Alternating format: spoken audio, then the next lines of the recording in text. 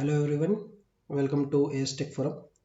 देखिए, आपको मैंने डिजिटल इलेक्ट्रॉनिक्स से कुछ लेक्चर प्रोवाइड किए हैं, ठीक है। और कुछ लेक्चर्स में मेनली नंबर सिस्टम आपको मैंने करा दिया था, ठीक है। तो आप ये जो वीडियो है ये उसी के आगे मैं कंटिन्यू कर रहा हूँ, ठीक है। किसी कारण से अभी मैं लाइव नहीं ये क्लास ले पा रहा हूँ, तो मैं रिकॉर्डेड ये लेक्चर दे रहा हूँ। आगे क्लासेस में लाइव आपको प्रोवाइड करने की कोशिश करूँगा, ठीक है। तो नंबर सिस्टम हम कंप्लीट कर चुके थे डिजिटल में। जिन लोगों ने वो वीडियो नहीं देखा है नंबर सिस्टम का, वो वीडियो प्लीज़ आप एक बार, चैनल पे अभी भी वीडियो है, आप एक बार उस वीडियो को जरूर गो थ्रू लेना। क्योंकि अगर आपको नंबर सिस्टम रिप्रेजेंटेशन नहीं आता है तो फिर आगे आपको दिक्कत आएगी चीज़ों में, ठीक है। तो मैं उसको रिपीट नहीं कर रहा हूँ, उसके लिए भी सारे वीडियो अवेलेबल हैं। आप वीडियो एक बार देख लीजिएगा। वीडियो अगर आपको नहीं मिलते हैं प्लेलिस्ट में तो आप फिर कमेंट सेक्शन में बताइएगा, मैं आपको लिंक प्रोवाइड कर दूंगा उसका, ठीक है। तो चलिए, आज का जो डिजिटल इलेक्ट्रॉनिक्स में नंबर सिस्टम के आगे हम टॉपिक को लेके अगर चलते हैं तो देखिए, हमारा टॉपिक आगे, आज का जो हमारा ये वीडियो है इसका टॉपिक रहता है एसओपी, ठीक है, सम ऑफ प्रोडक्ट। हम धीरे धीरे कैसे टॉपिक को लेके चल रहे हैं, हम एसओपी जानेंगे, हम पीओएस जानेंगे, फिर हम के मैप के बारे में जानेंगे, तब हम अपना टॉपिक स्टार्ट करेंगे सिक्वेंशियल और कॉम्बिनेशन लॉजिक सर्किट के ऊपर, ठीक है। तो मैं एक एक करके सारे वीडियो आपको अपलोड कर रहा हूँ, चीज़ों को आपको दे रहा हूँ। अगर आपको कहीं पर भी कोई भी डाउट आएगी तो आपसे रिक्वेस्ट है कि आप कमेंट सेक्शन में बताना, मैं आपको वो सारी चीज़ें आपको क्लियर करता चलूंगा, ठीक है। वीडियो स्टार्ट करने के पहले डीएफसीसीआईएल की वैकेंसी आई हुई है, आप सबको पता है, आप लोगों ने फॉर्म भी डाला होगा।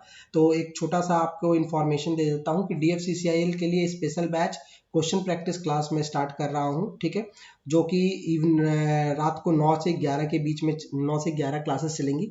इसकी मेन फीचर्स आपको यहाँ बता देता हूँ। इसमें इलेक्ट्रिकल इलेक्ट्रॉनिक्स के क्वेश्चन डिस्कस किए जाएंगे, क्वेश्चन टेक्निकल के डिस्कस किए जाएंगे, कुछ क्वेश्चन हम नॉन टेक्निकल के भी डिस्कस करेंगे। साथ में डिस्कशन करने का मतलब क्या है, जैसे इलेक्ट्रिकल या इलेक्ट्रॉनिक्स में मेनली डिस्कशन के साथ साथ मैं आपको, क्योंकि टाइम कम है तो मैं ओवरव्यू आपके सब्जेक्ट के भी लेता चलूंगा। जैसे स्पेशली जैसे इलेक्ट्रिकल वालों के लिए, जैसे इलेक्ट्रॉनिक्स का पोर्शन आपका वीक होता है, अब जैसे माइक्रो प्रोसेसर है तो माइक्रो प्रोसेसर का हम इंट्रोडक्शन भी उसमें पढ़ाते लेते हुए चलेंगे। यानी इंट्रोडक्टरी पार्ट में आपको हर एक सब्जेक्ट का उसमें पढ़ाऊंगा, ठीक है, चाहे वो माइक्रो प्रोसेसर हो, सिग्नल एंड टेलीकम्युनिकेशन हो, कोई भी सब्जेक्ट हो, ठीक है। तो चलिए, आपके पास आज का ये वीडियो स्टार्ट करता हूँ। इस बैच के बारे में आपको इन्फॉर्मेशन होगी, अगर नहीं इन्फॉर्मेशन है तो आप कमेंट में बताना, मैं इसका डिटेल आपको बता दूंगा, ठीक है। चलिए, आज का लेक्चर स्टार्ट करते हैं, ठीक है। आज का लेक्चर है सम ऑफ प्रोडक्ट। डिजिटल इलेक्ट्रॉनिक्स का बहुत इंपॉर्टेंट पोर्शन है ये, एसओपी और पीओएस। देखिए, अभी मैं बात कर रहा था आपसे डीएफसीसीआईएल के एग्जाम के बारे में, तो डीएफसीसीआईएल में सिग्नल एंड टेलीकम्युनिकेशन में भी ये क्वेश्चन लास्ट ईयर एक क्वेश्चन पूछा हुआ है एसओपी और पीओएस से। तो हम स्टार्ट करते हैं लेक्चर को। Sum of product, sum of product कैसे लिखा जाता है, क्या होता है, समझिएगा चीजों को, फिर हम इसके बारे में धीरे धीरे क्वेश्चन के ऊपर भी चलेंगे। देखिए, sum of product, sum of product क्या है। सम का मतलब आप सबको पता है, प्लस का साइन जनरली हम सम में बनाते हैं, और प्रोडक्ट आप सबको पता है मल्टीप्लीकेशन कौन कहते हैं, ठीक है। यानी सम ऑफ प्रोडक्ट शॉर्ट में क्या होता है, एसओपी। यानी हमें कुछ ऐसे लिखना है जिसमें हमारे पास सम का साइन हो और बीच में किसका साइन आना चाहिए, प्रोडक्ट का साइन आना चाहिए, ठीक है। तो सम ऑफ प्रोडक्ट, ठीक है। तो यानी प्रोडक्ट का पहले हम प्रोडक्ट करेंगे और सारे प्रोडक्ट को हम जोड़ते चलेंगे। क्या होता है, जरा चीजों को यहां देखते हैं। देखिए, मैंने एक ट्रुथ टेबल लिया है, ठीक है, एक ट्रुथ टेबल मैंने बनाया है जिसमें 3 इनपुट है। पहला इनपुट है हमारे पास है ए, दूसरा इनपुट है बी, तीसरा इनपुट है सी। 3 इनपुट हमने लिया है और ये हमारा आउटपुट है। ये फंक्शन एफ से जो मैंने दिखाया है ये एक्चुअल में आउटपुट है, ठीक है। तो ये 3 इनपुट से जो मिल करके जो हमें मिल रहा है ये हमारा आउटपुट फंक्शन है, ठीक है। तो इस आउटपुट को हम 2 तरीके से रिप्रेजेंट कर सकते हैं। एक हमारा जो रिप्रेजेंटेशन होता है वो से हम कहते हैं एसओपी, जो भी हम यहाँ पढ़ रहे हैं, सम ऑफ प्रोडक्ट। और एक रिप्रेजेंटेशन होता है जो हम अगले लेक्चर में करेंगे, वो हमारा होता है पीओएस, प्रोडक्ट ऑफ सम। तो 2 आपके पास मेथड होते हैं रिप्रेजेंट करने के लिए फंक्शन को, एसओपी और पीओएस में। तो आज हम स्टार्ट कर रहे हैं एसओपी को, और एसओपी को हम यहाँ पर डिटेल से देखते चलेंगे। देखिए, एसओपी में क्या होता है, एसओपी में कभी भी फंक्शन को लिखने के लिए फंक्शन के हमेशा हम हाई वैल्यू को चेक करते हैं। अब हाई और लो मैंने पीछे वीडियो में आपको बताया है, 0 को हम लो कहते हैं और 1 को हम हाई कहते हैं, ठीक है। नॉर्मली हम यही कहते हैं, ठीक है, 0 मीन्स लो, 1 मीन्स हाई। अब यहाँ पर अगर मैं देखूं तो 1 कहाँ पर हाई है। देखिए, एक छोटा सा क्वेश्चन पहले मैं आपको स्टार्ट करने के पहले पूछता हूँ, 3 इनपुट है तो टोटल कॉम्बिनेशन हम कितने बना सकते हैं, यानी total number of possible combination. अगर मैं आपसे पूछूं कि पॉसिबल कॉम्बिनेशन, ठीक है, यानी टोटल पॉसिबल कॉम्बिनेशन हम कितने बना सकते हैं। तो आप सबको ये मैंने पहले भी बताया है वीडियो में कि total number of possible combination is 2 to the power n।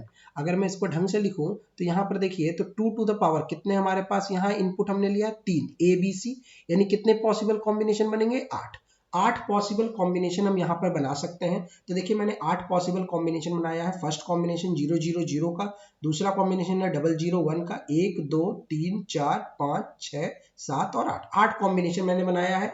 Combination कैसे बनाते हैं ये भी मैंने लास्ट वीडियो में आपको बताया है, ठीक है।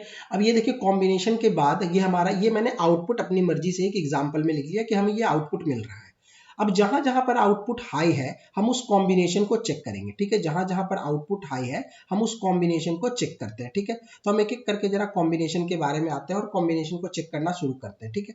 तो देखिए पहला कॉम्बिनेशन हमारे पास है 0 1 0 और जिसपे हमें आउटपुट क्या मिल रहा है हाई। दूसरा जो कॉम्बिनेशन है उसको अगर आप देखोगे तो वो हमारे पास 1 0 0 और यहाँ पर भी हमें आउटपुट क्या मिल रहा है हाई। तीसरा कॉम्बिनेशन 1 0 1 का है जहां पर आउटपुट 1 है। फिर यहाँ पर एक कॉम्बिनेशन है 1 1 0 जिसका आउटपुट 1 है और एक कॉम्बिनेशन है 1 1 1 जिसका आउटपुट भी हाई है। यानी यहाँ पर टोटल कितने कॉम्बिनेशन जिसके आउटपुट हमें हाई मिल रहे हैं, तो 1 2 3 4 5 5 ऐसे कॉम्बिनेशन हैं जिसके आउटपुट हमें हाई मिल रहे हैं, ठीक है। तो हमें हाई आउटपुट जहां जहां पर हमें फंक्शन हाई मिल रहा है उसका हमें फंक्शन यहाँ पर एसओपी में लिखना है। तो देखिए हम एसओपी में फंक्शन को लिखने की कोशिश कर रहे हैं, समझिएगा। फंक्शन है यहाँ पर। अब इस फंक्शन को अगर मैं लिखना चाहूँ तो देखिए यहाँ पर चीज़ों को, फंक्शन को अगर मैं स्टार्ट करता हूँ लिखना तो देखिए पॉइंट को समझिएगा आप थोड़ा सा। यहाँ पर आप फंक्शन को लिखने के लिए जनरली आप क्या यूज कर रहे हो, हाई एक्सप्रेशन। हाई एक्सप्रेशन को यूज करते हुए अगर मैं लिखना चाहूँ तो देखिए यहाँ पर आपके पास क्या है हाई एक्सप्रेशन, तो यहाँ पर 1। अब आपको पता है, थोड़ा सा आपको पॉइंट क्लियर होना चाहिए, अगर नहीं क्लियर है तो मैं चीज़ों को यहाँ पर बता रहा हूँ, ठीक है। थोड़ा सा चीज़ों को देखिएगा, ठीक है, और उसके अकॉर्डिंग आप चीज़ों को समझिएगा, ठीक है। देखो अब यहाँ पर जो फंक्शन लो होता है उसे हम जनरली किसके साथ इंडिकेट करते हैं, कॉम्प्लीमेंट के साथ। ये देखो थोड़ा सा आपको पता होगा कि कहीं पर अगर हमने ए कॉम्प्लीमेंट लिखा है तो इसका मतलब होता है 0, और अगर हमने ए लिखा है तो इसका मतलब होता है 1। यानी कॉम्प्लीमेंट के साथ हमेशा 0 को शो करना है और 1 को हमेशा बिना कॉम्प्लीमेंट के। तो अगर हम फंक्शन स्टार्ट करते हैं तो पहला आउटपुट जो हाई है उस पर कॉम्बिनेशन हमारे पास क्या है, वो कॉम्बिनेशन है 0 1 0 का। 0 यानी ए बार, यानी ए का कॉम्प्लीमेंट। बी, यहाँ 1 है तो बी पे कॉम्प्लीमेंट नहीं आएगा। यहाँ सी है, सी पे यहाँ कॉम्प्लीमेंट आएगा। यानी क्या हो जाएगा, ए बार बी सी बार। तो पहला जो हमें मिला वो क्या मिलेगा, ए बार बी और सी बार, ठीक है। ये पहला हमें कॉम्बिनेशन मिला। दूसरा कॉम्बिनेशन अगर हम लिखना चाहें तो दूसरा कॉम्बिनेशन क्या होगा, यहां से देखिए तो 1 0 0 यानी ए बी बार सी बार। तो क्या हो जाएगा, ए बी बार और सी बार। तीसरे कॉम्बिनेशन की तरफ हम चलते हैं तो यहां देखो नेक्स्ट कॉम्बिनेशन है 1 0 1 यानी ए बी बार सी। तो क्या बना हमारे पास, ए बी बार सी, ठीक है। अगले कॉम्बिनेशन पे चलते हैं हम, ए बी बार सी यानी 1 0 1 वाला कॉम्बिनेशन हो चुका है। अब चलते हैं 1 1 0 यानी A B C bar, A B और ये क्या है हमारे पास सी बार। और लास्ट कॉम्बिनेशन है 1 1 1 का, यानी ये क्या हो जाएगा हमारे पास ए बी सी। इसे हम कहेंगे ए बी सी, ठीक है। तो यानी ये सारे फंक्शन के बारे में अगर मैं देखूं तो फंक्शन जहां जहां पर हाई था वहां पर हमने उस सारी वैल्यू को हमने यहाँ पर लिख दिया। ये जो हमने लिखा है इसको आप ध्यान से देखोगे तो ये यहाँ पर बीच में डॉट है, डॉट यानी प्रोडक्ट है। यानी ये एक आपके पास जो हमने लिखा है ये प्रोडक्ट का फॉर्म है, ये भी एक प्रोडक्ट का फॉर्म है, ये भी एक प्रोडक्ट में लिखा हुआ है, ये भी प्रोडक्ट में है और ये भी प्रोडक्ट में है। और सारे प्रोडक्ट को हमने क्या किया, बीच में किसका साइन है, प्लस का साइन है, यानी सम किया है। तो it is called sum of product, दो प्रोडक्ट का सम, दो प्रोडक्ट का सम, दो प्रोडक्ट का सम, यानी प्रोडक्ट का सम कर दिया। तो इस एक्सप्रेशन को हम क्या कहते हैं, इस एक्सप्रेशन का नाम हो गया, पहला नाम जो मैंने लिखा इस एक्सप्रेशन को हमने कहा SOP, sum of product form, ठीक है। तो ऐसे हम लिखते हैं एसओपी फॉर्म को। अब देखिए यहां पर जो हमने एसओपी फॉर्म लिखा है, इस एसओपी फॉर्म का एक और नाम है और इसका नाम होता है स्टैंडर्ड एसओपी, स्टैंडर्ड फॉर्म, ठीक है, स्टैंडर्ड फॉर्म। अब ये स्टैंडर्ड फॉर्म क्या होता है मैं भी आपको बताता हूं। थोड़ा सा एक और पॉइंट लिखता हूं। स्टैंडर्ड फॉर्म का एक और बहुत फेमस नेम है जिसका हम कहते हैं कैनोनिकल, कैनोनिकल, यही मेनली एग्जाम में लिख के आता है, कैनोनिकल फॉर्म। ठीक है, स्टैंडर्ड को ही कहते हैं कैनोनिकल फॉर्म। तो स्टैंडर्ड फॉर्म या कैनोनिकल फॉर्म क्या होता है? तो जो आपने एसओपी एक्सप्रेशन लिखा है, ये जो एक्सप्रेशन आपने लिखा, ये एक्सप्रेशन आपने डायरेक्टली कहाँ से लिखा है? एक ट्रूथ टेबल से। तो जो हम डायरेक्टली ट्रूथ टेबल से एक्सप्रेशन लिखते हैं, ठीक है, डायरेक्टली जो हम ट्रूथ टेबल से जो हम एक्सप्रेशन लिखते हैं, उस एक्सप्रेशन को हम क्या कहते हैं? कैनोनिकल या फिर स्टैंडर्ड फॉर्म। डायरेक्टली हमने ट्रूथ टेबल से लिखा है, ठीक है। तो ये हमारा एसओपी फॉर्म है, सम ऑफ प्रोडक्ट फॉर्म, ठीक है। अब इसके बाद अगर मैं चीजों को और थोड़ा सा आगे डिटेल में करूं, तो देखिए एसओपी का एक और नाम होता है जिसको मैं यहां पर लिख रहा हूं। यहां पर एसओपी में जो हम लिखते हैं वो एक टर्म होता है जिसका नाम होता है मीन टर्म। अब मीन का मतलब हो गया मिनिमम, मीन टर्म।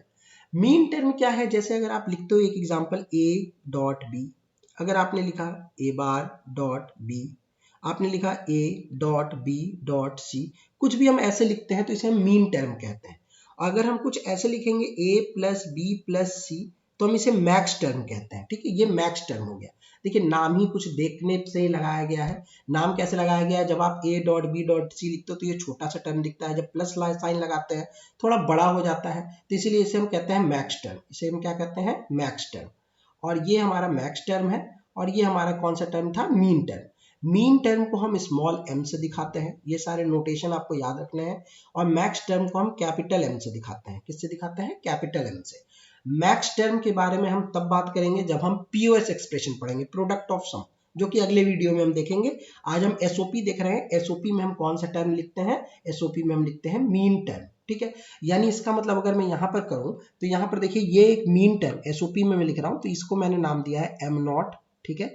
पहला मीन टर्म 000 से बना है। दूसरा हमने लिखा है मीन टर्म m1, तीसरा हो गया m2, ये आपके पास हो गया m3। इस वाले मीन टर्म का नाम मैं बोल रहा हूँ m4, इस वाले मीन टर्म का नाम बोल रहा हूँ m5, इसका नाम हो गया m6 और इसका नाम हो गया m7। टोटल हमारे पास 0 से 7 यानी 8 मीन टर्म। तो अगर मैं यहाँ पर लिखना चाहूँ तो ये कौन सा मीन टर्म है, तो आप देखिएगा ये वाला जो आपके पास कॉम्बिनेशन था, इस कॉम्बिनेशन से लिखा है, यानी मीन टर्म ये m2 है, ठीक है।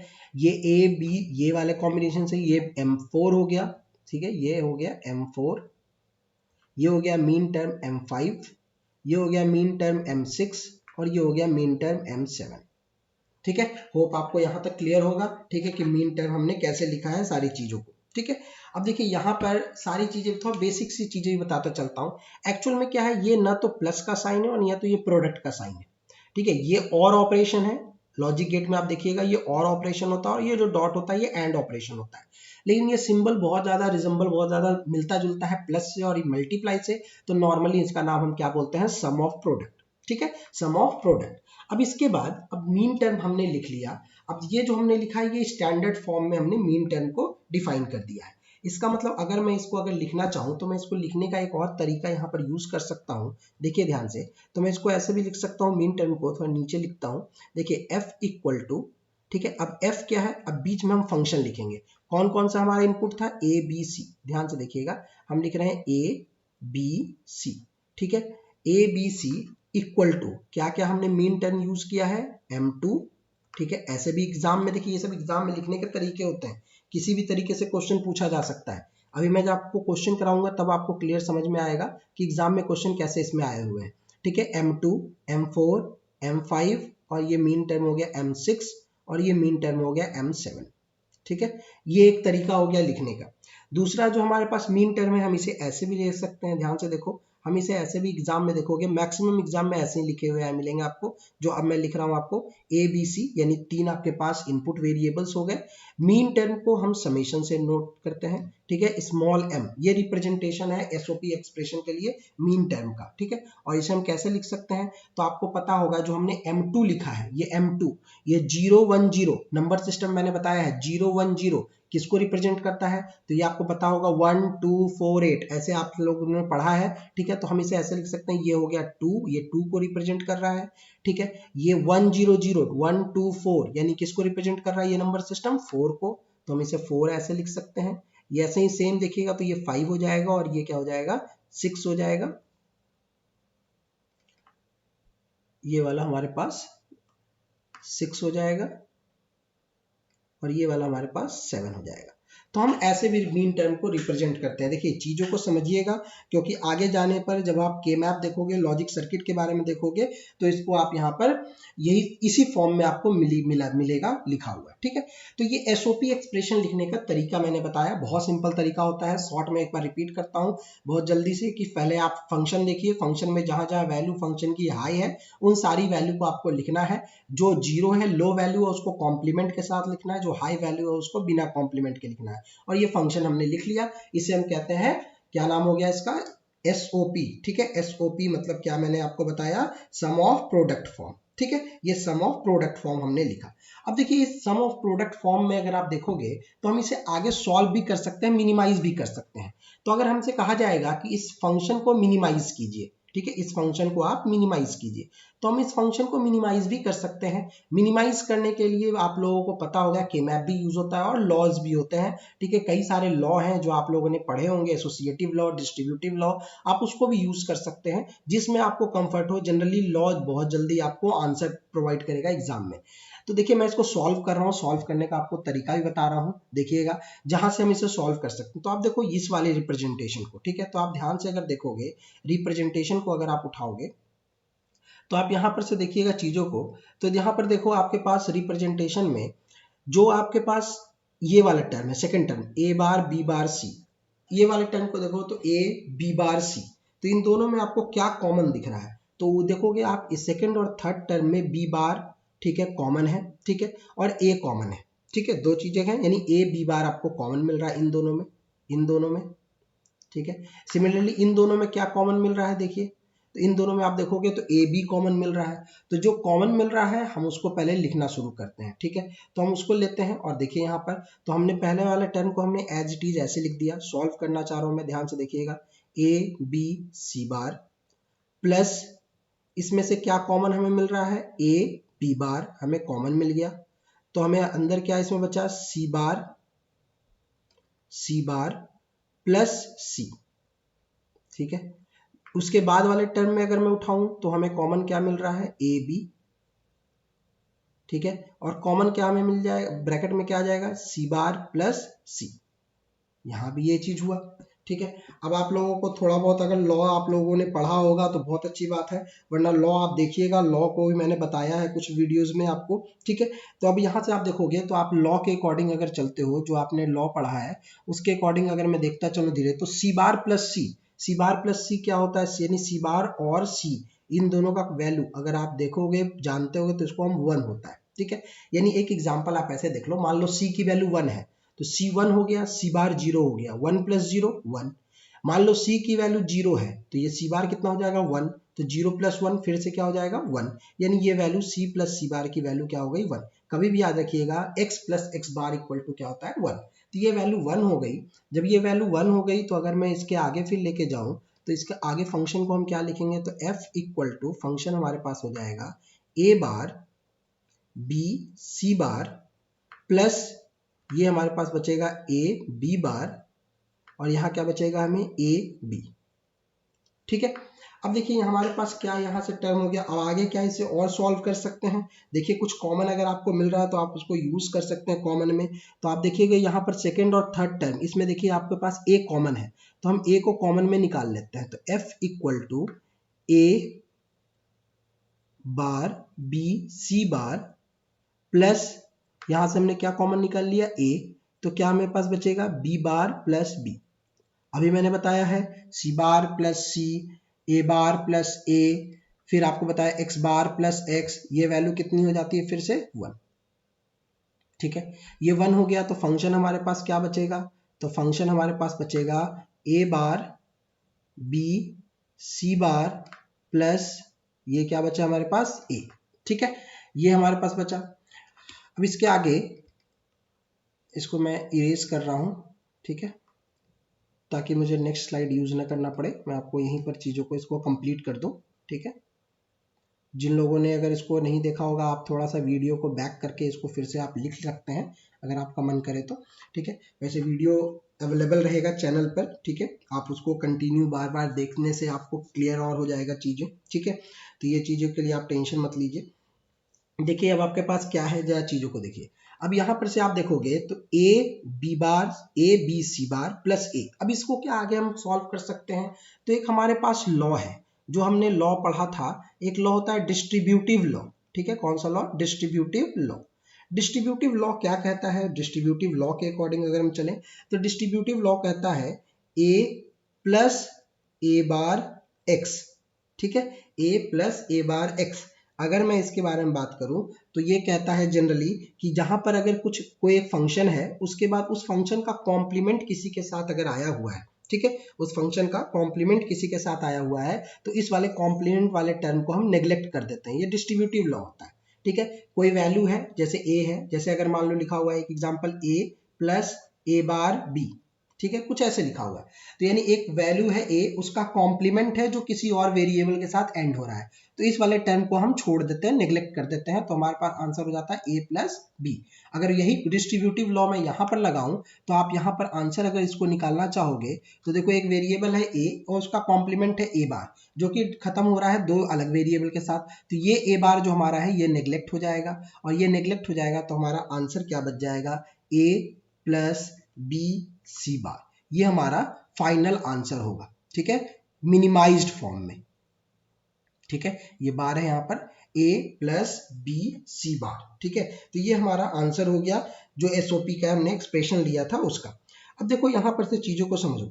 अब जो आपने लिखा है, ये जो पहले जो हमने लिखा था ये वाला टर्म, यानी ये कंप्लीट जो टर्म लिखा था एसओपी का, ये हमने ट्रुथ टेबल से लिखा।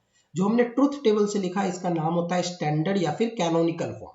जब हमने इसको मिनिमाइज किया, छोटा किया, ठीक है, जब हमने इसको सॉल्व करके इसको छोटे फॉर्म में हम ले आए, तो अब इसका नाम जो हो जाता है, अब इसका नाम बदल जाता है और इसका नाम हो जाता है मिनिमल, मिनिमल, ठीक है, minimal SOP expression, shop expression.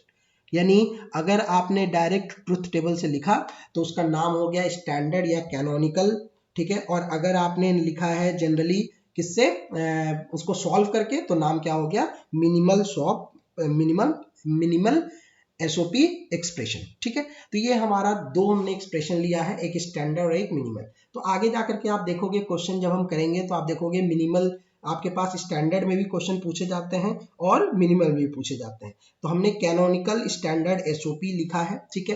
तो अभी हमने क्या लिखा है इस फंक्शन में, अगर आप ध्यान दोगे तो हमने एक स्टैंडर्ड से मिनिमल लिखा। हमें उल्टा भी लिखना जानना पड़ेगा, ठीक है, क्योंकि एग्जाम में उल्टा भी आता है। अगर हमें कोई मिनिमल स्वैप ऑपरेशन दे दे, ठीक है, एक्सप्रेशन दे दे और हमसे कहता है कि स्टैंडर्ड लिखो, तो हमें स्वैप लिखना पड़ेगा, एसओपी एक्सप्रेशन हमें लिखना पड़ेगा किसके थ्रू?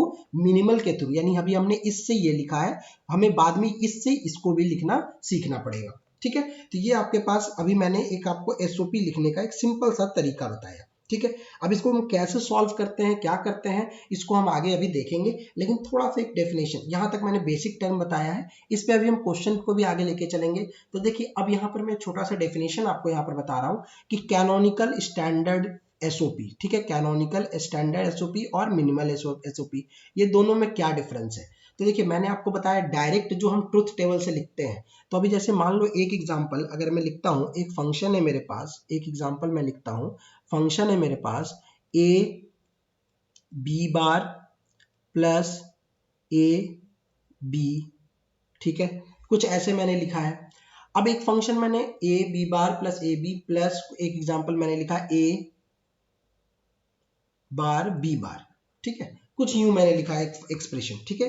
अब ध्यान से देखिएगा, एसओपी के लिए मैंने एक आपको सिंपल सा तरीका बताया था कि जो हम डायरेक्ट ट्रुथ टेबल से लिखते हैं उसे हम कैनोनिकल फॉर्म कहते हैं। अब एक दूसरा डेफिनेशन क्या है, आप देखोगे जो हमने एसओपी एक्सप्रेशन लिखा है इसमें देखिए हर एक टर्म के पास, हर एक यानी क्या लिखा है, each mean term is having all variables in the normal और कॉम्प्लीमेंटेड फॉर्म। नॉर्मल फॉर्म जैसे ए, कॉम्प्लीमेंटेड फॉर्म जैसे ए बार। तो देखिए यहाँ पर दो वेरिएबल्स हैं ए बी, आप देखो हर एक मीन टर्म में ए और बी किसी फॉर्म में जरूर है, या तो ओरिजिनल फॉर्म में या फिर कॉम्प्लीमेंटेड फॉर्म में है। देखिए यहाँ पर ए भी है और बी भी है, बी कॉम्प्लीमेंट फॉर्म में है, ए भी और बी भी है, ए बार है और बी बार है, यानी दोनों अवेलेबल है। यानी हर एक वेरिएबल हर एक मीन टर्म में, इस मीन टर्म में भी दोनों वेरिएबल है, इसमें भी दोनों वेरिएबल है, इसमें भी दोनों वेरिएबल है। तो ऐसा एक्सप्रेशन जो हम डायरेक्ट ट्रुथ टेबल से लिखते हैं उसे हम कैनोनिकल एक्सप्रेशन कहते हैं। या दूसरा डेफिनेशन, ऐसा एक्सप्रेशन जिसमें सारे के सारे वेरिएबल्स हर एक मीन टर्म में प्रेजेंट होते हैं उसे हम क्या कहते हैं, कैनोनिकल फॉर्म। सिमिलरली अगर मैं बात करूं मिनिमल सॉप एक्सप्रेशन क्या होता है, तो एक एग्जांपल लिखूंगा तो आपको समझ में आ जाएगा। एक एग्जांपल मैंने लिखा है a plus A bar B, ठीक है। अब यहाँ देखो आप, यहाँ पर दो वेरिएबल है ए बी, लेकिन इसमें तो दोनों वेरिएबल, इस मीन टर्म में दोनों वेरिएबल है, लेकिन इस मीन टर्म में देखो एक वेरिएबल मिसिंग है। यानी अगर कोई वेरिएबल अगर मिसिंग अगर है, नहीं अगर अवेलेबल है वहां पर, तो ये एक्सप्रेशन क्या नाम हो गया, minimal shop of SOP form. इसका मतलब अगर दोनों सारे वेरिएबल्स एक्सप्रेशन में प्रेजेंट है तो वो कैनोनिकल फॉर्म हो गया, और अगर सारे वेरिएबल प्रेजेंट नहीं है, मिसिंग है कुछ वेरिएबल्स मीन टर्म में, तो वो क्या नाम हो जाएगा, minimal shop expression, SOP expression. ये एसओपी लिखने का मैंने आपको तरीका बताया, होप आपको क्लियर हो गया होगा।